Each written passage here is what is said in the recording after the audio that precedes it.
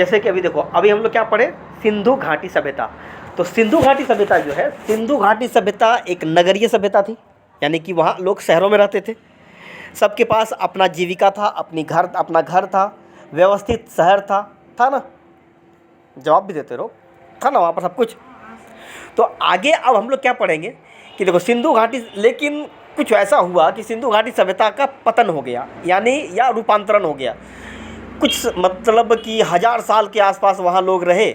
उसके बाद एक ऐसा समय आया जब लोग सिंधु घाटी के शहरों को छोड़कर वहाँ से कहीं दूर चले गए, यानी वो शहर वीरान हो गए।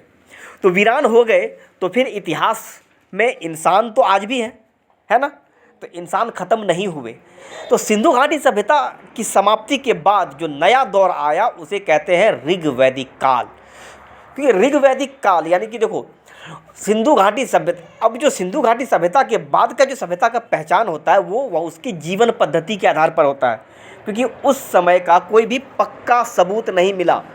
क्योंकि जैसे कि सिंधु घाटी सभ्यता में पक्के मकान मिले, मूर्तियाँ मिली, बर्तन मिले ना, नगरों के अवशेष मिले, और क्या क्या मिला वहाँ से, तांबे की खाने मिली, हाँ, सेल खड़ी का बना हुआ ये बर्तन मिला, उसका खिलौना मिला, सिक्का मिला, बंदरगाह के शहर मिले, मनके बनाने की फैक्ट्री मिले ना, महान स्नानागार। लेकिन अब जो नई सभ्यताएं दिख रही है उसका कोई बहुत बड़ा कोई अवशेष बना हुआ कुछ मिला नहीं, ऐसा कोई शहर, मूर्ति या मंदिर जैसा कुछ नहीं मिला। उनकी कहानियाँ मिली, उनका वर्णन मिला, और वर्णन मिला किस आधार पर, ज्ञान के आधार पर, ज्ञान, कुछ कहानियाँ। तो जिन पुस्तकों में, जिन प्रारंभिक पुस्तकों में उनका पहले वर्णन मिला उसको कहा जाता है वेद। और वेद कितने हैं, 4। कौन कौन है वेद, ऋग्वेद, सामवेद, यजुर्वेद और अथर्ववेद। अथर्ववेद को पहले वेद भी नहीं कहा जाता था, ठीक है। अब वेद का भी अपना अपना अलग, आगे हम लोग पढ़ेंगे। वेद के अपने अपने उपवेद होते हैं, ब्राह्मण होता है और उनका अपना अरण्यक भी होता है, ठीक। तो इसलिए ऋग्वैदिक काल कहा गया इसको। और ऋग्वैदिक काल इसलिए कहा गया क्योंकि उसमें सबसे पुराना है ऋग्वेद। और ऋग्वेद ऐसा माना जाता है कि मानव इतिहास का अब तक का जो सबसे पुराना लिखित ग्रंथ है वो कौन सा है, ऋग्वेद। लिखित नहीं, रचित। लिखित ग्रंथ में जाओगे तो पीछे जाना पड़ेगा, दूसरा फारस में, ईरान का सबसे पुराना ग्रंथ है जिंद अवेस्ता, जो कि लिखित है। लेकिन ऋग्वेद जो है सबसे पुराना रचित है। रचित है मतलब उसकी रचना हो गई पहले, लेकिन उसको लिखा नहीं जा सका, क्योंकि तब यहाँ के लोगों को, ऋग्वैदिक कालीन जो मानव थे उनको लिखना नहीं आता था। वो बोल सकते थे तो क्या करते थे कि वो एक गुरु अपने शिष्यों को चीज़ें पढ़ा देता था, वो उसे पढ़ के याद कर लेता था और फिर उसे वो अपने शिष्यों को पढ़ाता था, और ये पीढ़ी दर पीढ़ी चलता रहा। अब देखो ऋग्वेद जो है उसमें सबसे पुराना वेद है, जिसकी रचना कब हुई है, 1500 ईसा पूर्व के आसपास।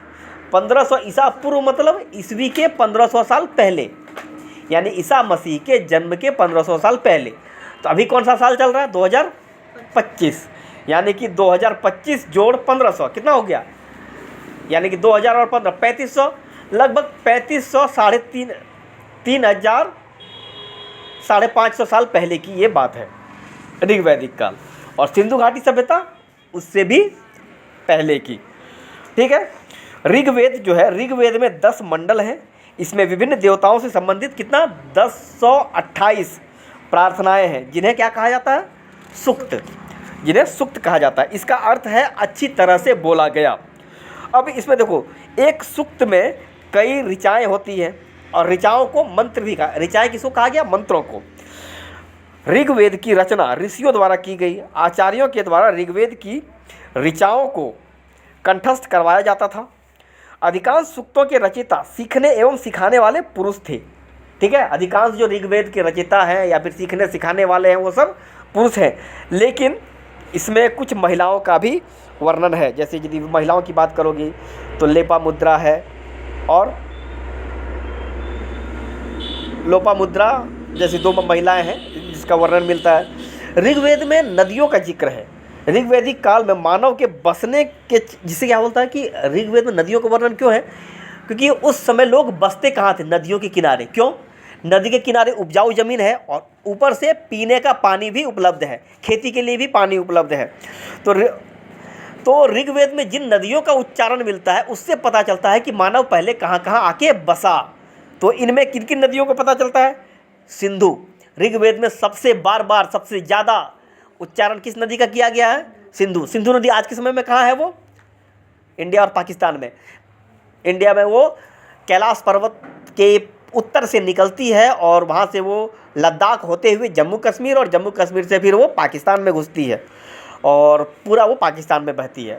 ठीक है, सिंधु और उनकी सहायक नदियों का वर्णन है इसमें। उसके अलावा सरस्वती है, सतुद्री जिसको आज हम लोग सतलज भी कहते हैं। सतलज नदी को ऋग्वेद में किस नाम से जाना जाता है? सतुद्री। और इसके अलावा विपाशा, आज विपाशा को किस नाम से जानते हैं? विपाशा बसु नहीं, विपाशा नदी को आज व्यास नदी के रूप में जानते हैं। पुरुषनी या परुष्नी नदी को आज हम लोग किस नाम से? रावी।